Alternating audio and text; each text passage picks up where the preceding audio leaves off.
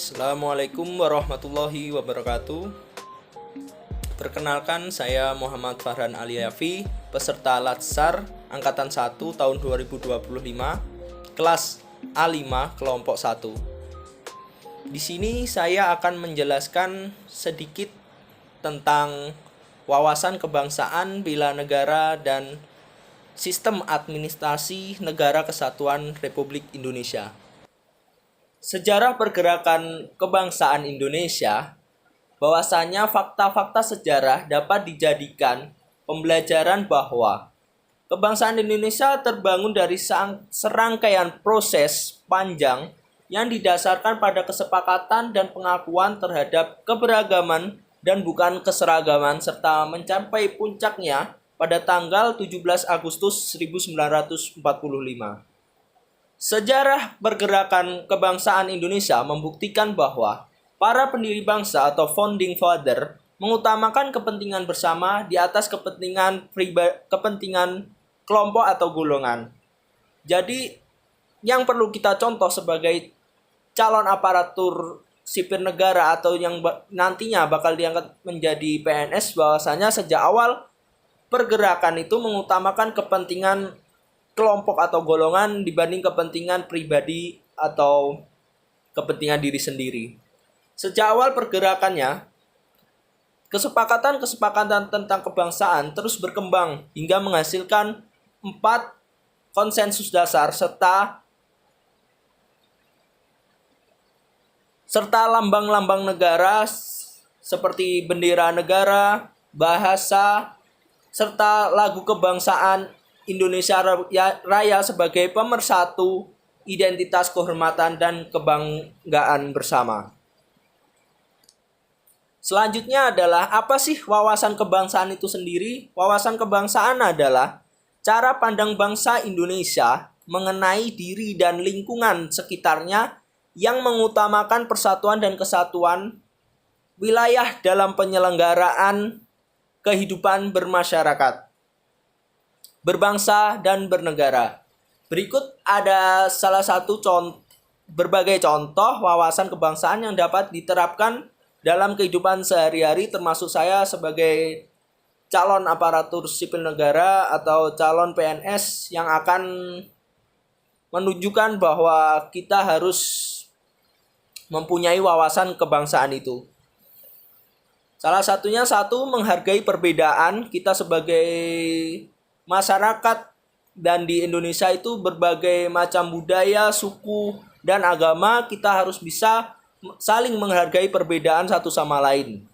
Cinta tanah air, menjaga persatuan dan kesatuan, taat pada hukum dan aturan, serta aktif dalam kegiatan sosial dimanapun kita berada. Yang kedua adalah bela negara. Pada pergerakan nasional, pada tahun 18 Desember 1945 pukul 23.30, siaran radio antara dari Jakarta menyatakan bahwa besok paginya Wakil Tinggi Mahkota Belanda atau Dr. Bell akan mengucapkan pidato yang penting. Sementara itu, Jenderal Spoor yang telah berbulan-bulan mempersiapkan rencana pemusnahan TNI memberikan instruksi kepada tentara Belanda di Jawa dan Sumatera untuk memulai penyerangan kepada kubu Republik. Pada itu, serangan agresi militer dua Belanda yang berhasil menguasai ibu kota Yogyakarta dan menawan Soekarno-Hatta tidak meluruhkan semangat pejuang bangsa Indonesia. Perjuangan untuk mempertahankan kemerdekaan dilaksanakan baik dengan hard power atau perang gerilya maupun soft power atau pemerintahan daulat yang dilakukan oleh Soekarno di Bukit Tinggi yang menjadi sejarah bela negara waktu itu. Semua negara dan bangsa memiliki ancaman masing-masing termasuk Indonesia, sehingga dibutuhkan kewaspadaan dini untuk mencegah potensi Indonesia, sehingga dibutuhkan kewaspadaan yang didasarkan pada kesadaran bela negara dan diaktualisasikan kepada kehidupan sekarang. Selanjutnya adalah bela negara. Pengertian bela negara itu. Apa sih pengertian dari bela negara itu? Bela negara adalah tekad, sikap, dan perilaku serta tindakan kita sebagai warga negara Indonesia baik secara perseorangan maupun kolektif dalam menjaga kedaulatan negara Republik Indonesia serta keutuhan wilayah, keselamatan bangsa dan negara yang dijiwai oleh kecintaannya kepada Negara Kesatuan Republik Indonesia yang didasarkan pada Pancasila dan Undang-Undang Dasar Negara Republik Indonesia tahun 1945 dalam menjamin kelangsungan hidup bangsa Indonesia dan negara dari berbagai ancaman. Sebagai warga negara Indonesia, pastinya kita memiliki rasa cinta kepada negara kita, yaitu dengan melakukan bela negara itu sendiri. Apa sih yang harus dilakukan kita sebagai pegawai negeri sipil nih dalam bela negara? Contoh bela negara dalam kehidupan sehari-hari yang mungkin sebagian dan mayoritas masyarakat sudah melakukannya adalah salah satunya adalah cinta kepada tanah air. Apa itu cinta kepada tanah air? Kita sebagai warga negara harus bangga kepada apa yang produk yang diperoleh dari negara kita itu sendiri, bukan yang dari import, dari memakai dari produk dari negara lain salah satunya. Kita sebagai anak muda pastilah bangga mempunyai produk sendiri daripada harus mengakui produk dari brand luar yang lebih menonjol dari produk lokal kita. Yang selanjutnya adalah rela berkorban untuk bangsa dan negara. Seharusnya banyak yang kita lakukan, yaitu siap membela bangsa dari berbagai ancaman. Kita nggak harus memegang senjata atau gencatan senjata. Kita harus memiliki kepedulian terhadap sesama, itu termasuk bela negara. Selanjutnya adalah memiliki kemampuan awal bela negara. Apa itu? Yaitu menjaga kesehatan jasmani dan rohani. Itu yang paling penting yang perlu kita lakukan. Karena apa?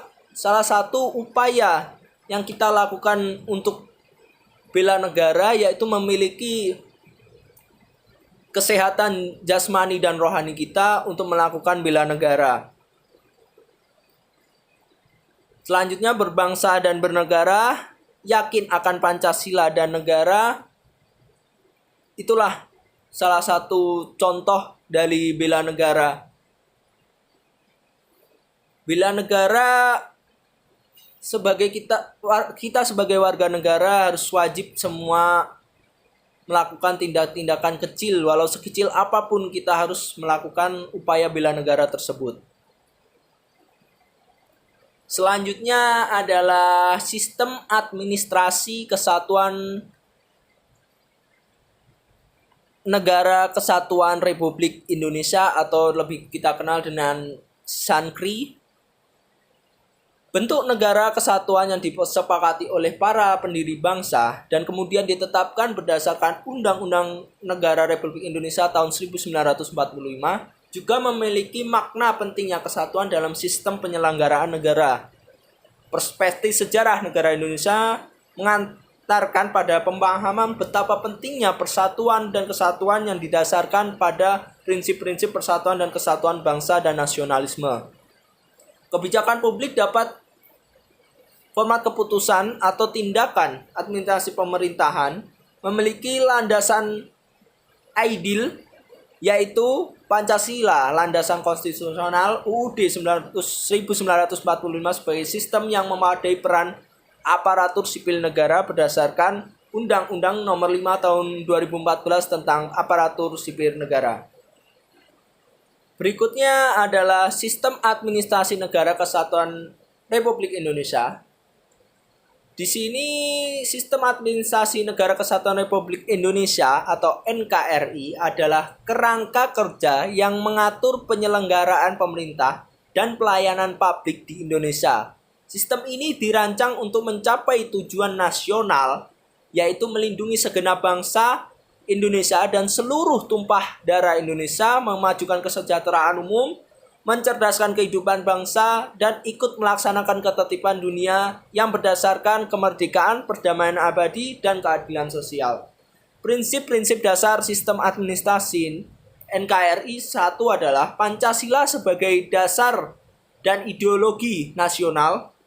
Kedua, UUD 1945 sebagai hukum dasar negara. Yang ketiga, Negara Kesatuan Indonesia adalah negara kesatuan yang terdiri dari berbagai provinsi, kabupaten, kota, kecamatan, dan desa. Keempat adalah otonomi daerah. Yang kelima, desentralisasi. Yang keenam ada transparansi dan akuntabilitas.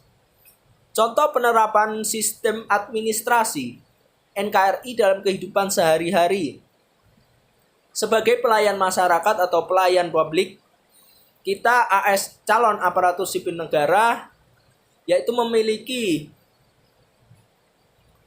pelayanan kepada masyarakat. Salah satunya sebagai pelayan masyarakat, yang kedua pendidikan, yang ketiga penegakan hukum, yang empat partisipasi masyarakat. Salah satu contoh yang kita lakukan adalah partisipasi masyarakat adalah ikut dalam pemilu dan tidak melakukan golput dalam pemilihan tersebut seperti pemilihan presiden tahun kemarin. Itu adalah bentuk apresiasi kita kepada sistem administrasi NKRI untuk keberlangsungan Negara Kesatuan Republik Indonesia. Sistem administrasi NKRI bertujuan untuk memberikan pelayanan yang terbaik kepada masyarakat. Oleh karena itu, partisipasi aktif masyarakat sangat penting. Kita sebagai ASN juga sebagai pelaku dalam pelayanan publik tersebut dalam mewujudkan sistem administrasi yang efektif dan efisien buat negara Indonesia tahun 2045 atau kita sebut dengan Indonesia Emas tahun 2045. Demikian penjelasan rangkuman singkat dari saya. Kalau ada kata-kata kurang berkenan, mohon dimaafkan. Wassalamualaikum warahmatullahi wabarakatuh.